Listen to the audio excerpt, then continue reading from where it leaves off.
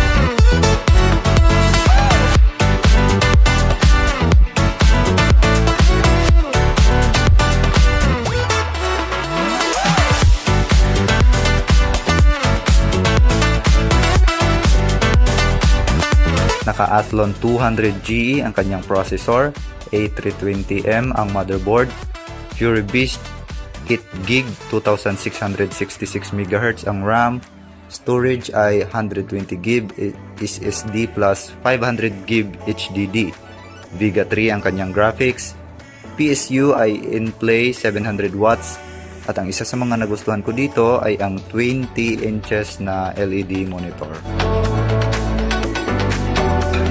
Para sa piso lang po yung coin slot neto, kaya pinalitan natin ito ng multi-coin slot, kaya tanggap na niya yung piso, 5 piso at 10 piso.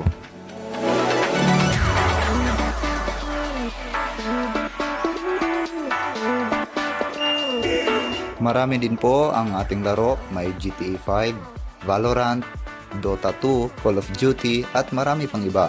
Perfect po ito para sa mga gustong magsimula ng PisoNet business. So sa mga gustong mag-order ay i-click lamang po ang link sa description o yung nasa comment section. Don't forget to follow and subscribe for more videos. Salamat!